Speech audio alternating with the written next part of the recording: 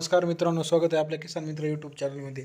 या चॅनलच्या माध्यमातून आपण शेतकरी वर्गासाठी रोज नवीन नवीन माहितीपर व्हिडिओ टाकत असतो. आजचा आपला व्हिडिओचा विषय बघा, 1 ऑगस्टपासून 2024 या तारखेपासून आपल्याला गाय म्हैस यांचे दूध यांच्याविषयी नवीन GR आलेला आहे.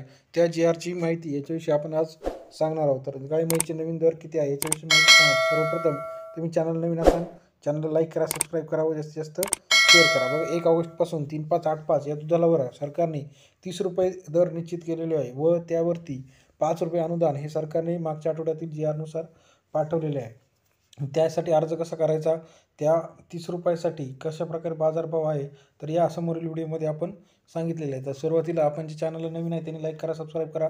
बघा, पाठीमागच्या याच्यामध्ये 24 रुपये 25 रुपये बाजार 1-2 महिन्यापासून होते, पण आता नवीन दर प्रणालीनुसार किंवा सरकारच्या धोरणानुसार 30 रुपये 3585 35 फॅट आणि 85 SNF याच्यासाठी दर दिलेले आहे व जे काही अनुदान आहे ते साधारणपणे 5 रुपये अनुदान आपल्याला डेअरीमार्फत किंवा जे काही सरकार आहे सरकार देणार आहे. मग त्याच्यासाठी कोणते कोणते अटी आहे, त्यासाठी अर्ज कुठं करायचा याच्याविषयी आजची व्हिडिओ आहे. सरकारने दिलेल्या दरानुसार 5 रुपये अनुदानासाठी आपल्याला ऑनलाईन वेबसाईट दिली आहे. त्या वेबसाईटवरती जाऊन त्याच्यासाठी सुरुवातीला आपल्याला आपले जे बँक अकाउंट आहे ते अपडेट करणे गरजेचं आहे व जे काही दुधाचा दर आहे त्या दराचे आपले जे पावती भेटते ती पावती त्या ठिकाणी अपलोड करायची आहे व गायींना एअर टॅग असणे कंपल्सरी आहे. या काही अटी सरकारने टाकून दिलेल्या आहे.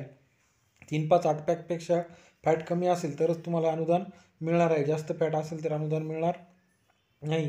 अशा प्रकारे जर तुमचे 1000 लिटर दूध असेल तर 1000 गुणिले 5 असे 5000 रुपये अनुदान मिळणार आहे. जर तुम्हाला अजून याच्याविषयी डिटेल माहिती पाहिजे असेल तर आपल्या वैयक्तिक डेअरी जे असेल, आता याच्यासाठी कोण कोण पात्र आहे, जे शेतकरी आहे, व्यावसायिक दूधवाल्यांना हा GR नाही. शेतकऱ्यांसाठी 3-5-8ला 5ला 30 रुपये अनुदान, 30 रुपये बाजार व 5 रुपये अनुदान अशा प्रकारची आपल्याला रचना दिलेली आहे. GR आलेला आहे. आपल्या जे काही पशुवैद्यकीय अधिकारी असतील किंवा जे डेअरीचे संचालक वगैरे असतील त्यांना विचारून आपण हा फॉर्म भरू शकता. त्याच्यासाठी एअर टॅगिंग करणे आणि जनावरांची नोंदणी असणे आवश्यक आहे.